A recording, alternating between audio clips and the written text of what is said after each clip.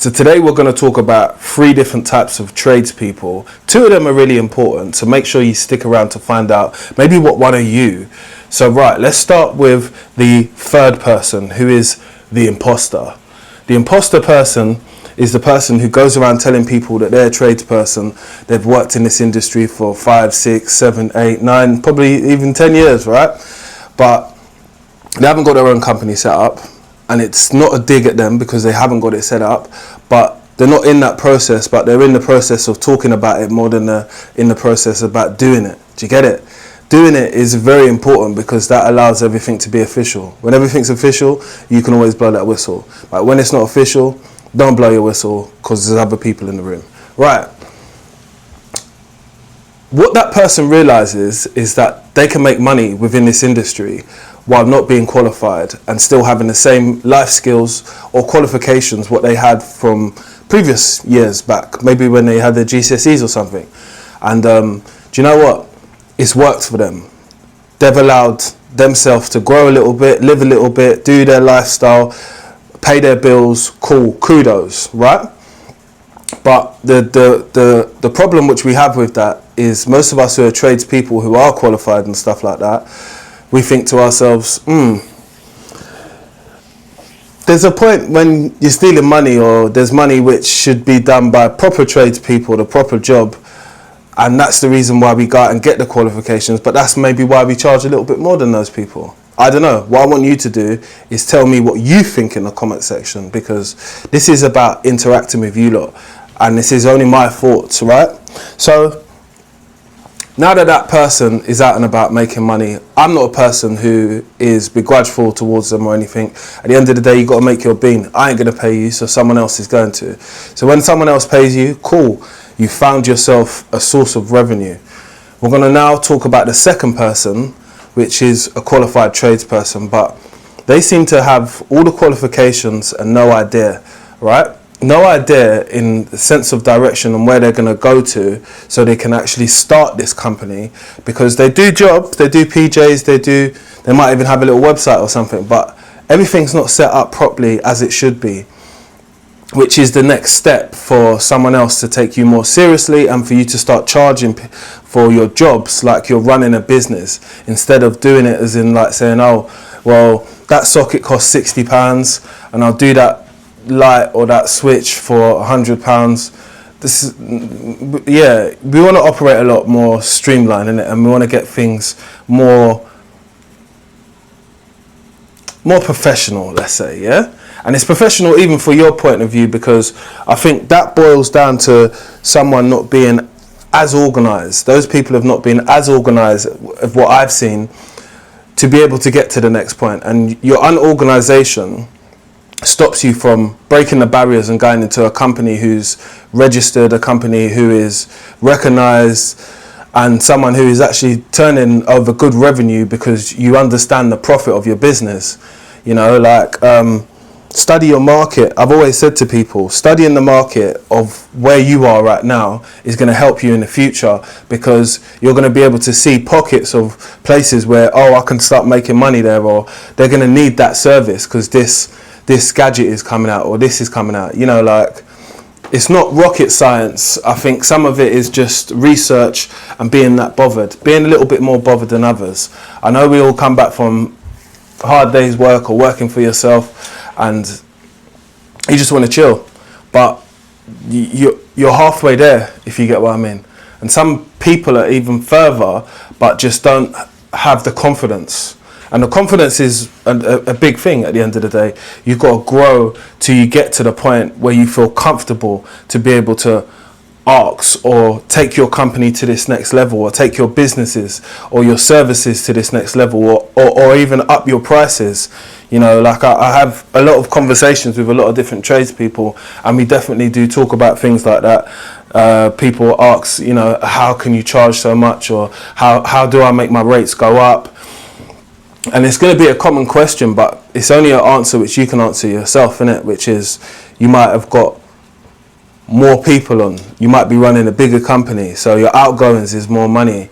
I've done a video on running a £1 million plumbing company, which I will link in the description to this video, because I think it's all just to do with making money, and I think that that's a big subject for people who are in this trade, and they just want to make money in it. They just want to ×4 whatever they're doing now today, so they can get a lot more out of it. But that was a good breakdown video where I spoke about how much you need, how much hours you will be billing for, how much money you'll be making a week.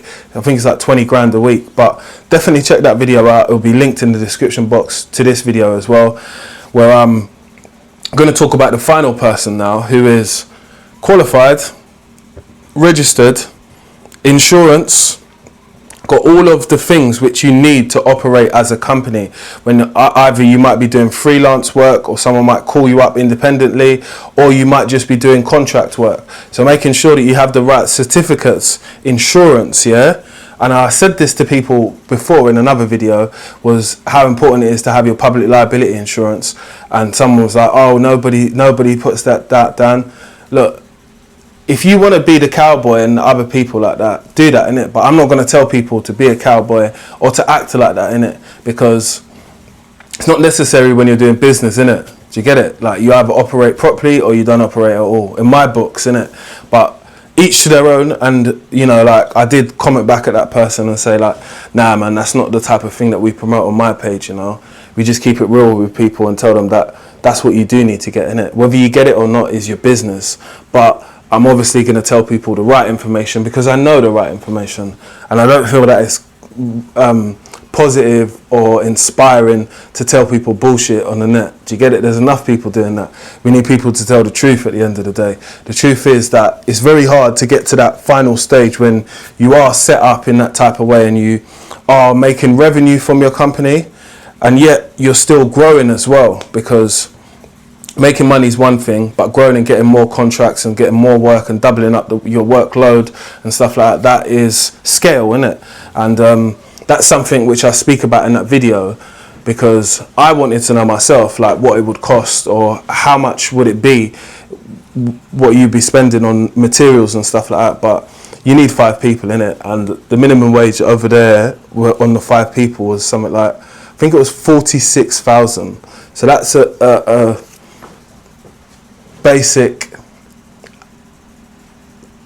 average salary for a plumber who's half decent at the end of the day, in my eyes. That's how I look at that. So you know that the boss person is going to be making a lot more money than that. And which one would you rather be, in it? I think I spoke to a lot of different people when it comes to being a plumber and being a tradesperson, and what they do individually is always different, but it works for others, innit? Like, different things work. Like, if you just think about all of the type of characters what we just spoke about, you know, just even the imposter person, they work and they are able to do a level of standard of work, innit? If a professional sees that work, they'll be like, oh, it's okay to the naked eye, but this is wrong and that's wrong and that's wrong as well. And they could just tell just by looking at it. And there's the difference, in it. And it's like, I understand from the consumer's point of view, yeah, the person that comes to your house, how much money you're going to pay them. Sometimes people come with better quotes. Sometimes people just can't afford to get that professional person in and say, oh, do you know, I'll just do it with this one company because they're able to do me this and that as well. They'll said they'll be able to do it to a certain standard, but that's not really what they do. Some people are going to overlook it and they're just going to say, let's go with you, because they just want to deal with one person and make it easy. But I want to tell you a quick story about an imposter, which I didn't come across personally, yeah, but I heard this story when I went to a job. So I got a message through my social media, my Instagram especially, because my Instagram's blowing, man. 10k followers on my Instagram, and I only follow 65 people. That's right. So make sure you head over to my Instagram as well and go and give it a follow. But this story starts with me going to a property, and I could see that these people had money. It was in a money area. It was near Maida Vale, yeah. So I've went into the property. The people have told me, oh, we want a toilet fitted in. So I came in, looked at it. I said, yeah, I can do that. It's no problem. They said, oh, can you do all the rest of these? And it was like 3 other bathrooms and a kitchen which they wanted like changed around, some taps put somewhere and all that, and then a washing machine in another separate wash and dry room and all that. So I said, wow, I have to probably call my mate. How quick do you want it done? And they told me how quick, and then they said like, how much do you want? Like £500 a day, whatever. And I'm like, I need to price it up properly so I understand how much work it is, and I need to make a profit as well. So I do need to go home and do some figures, and when I do some figures, I'll get straight back to you. And I do get back to people very quickly when it comes to something like that, because it's how I make money, innit? So I've got back to them. I've said to them like, look, this is going to cost about 20 quid. Because of the type of stuff what they had in there. They didn't have the run-of-the-mill wicks or stuff like that. They had high-end, super-duper stuff, right? So they said, all right. And I'm like, well, you know, this job becomes a little bit more difficult only when I start thinking about all the little implications, which is you can't drill after like 5 p.m, so you can't work before 8 a.m. as well. So there was all of that, and basically I was interested in the job. I wanted the job, and I just had to ask some questions like what happened before, because they wanted me to start my work from where their other plumber left off, and I was like, well, we need to test his work, because it was a long corridor basically, and he had run like some pipe work underneath the flooring and run it from the other bathroom and done basically most of the first fix, yeah? So I'm like, we've got to test all the work, and that's going to take a little bit of time as well, because it's not our work. So that was a great area, and I was like, look, I'm not willing to go forward and take on someone else's bit of work if we don't test it first, because I'm going to put my name to it, and I'm going to come back for free, and we're going to fix whatever the problem is, because that's how I roll as a person. That's how I keep my guarantee with people.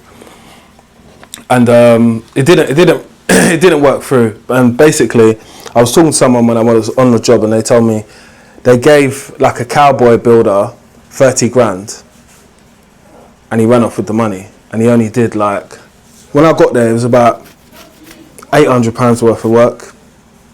It looked like it was something, but it wasn't. Do you get it?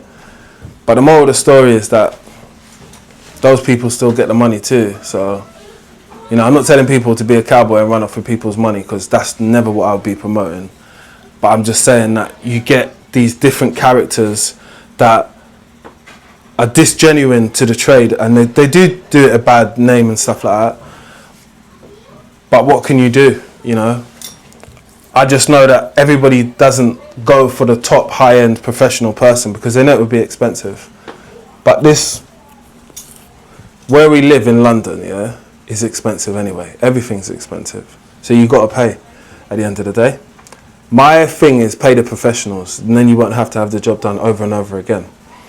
If you like this type of content and the things what I'm talking about, I would suggest for you to subscribe, because I'll be making more videos like this where I get into it and I talk about personal experiences. Like, I remember that story because I was like, oh, these lot got a lot of money, can make some good money here. But you know how that goes if you're a tradesperson. Anyway, subscribe.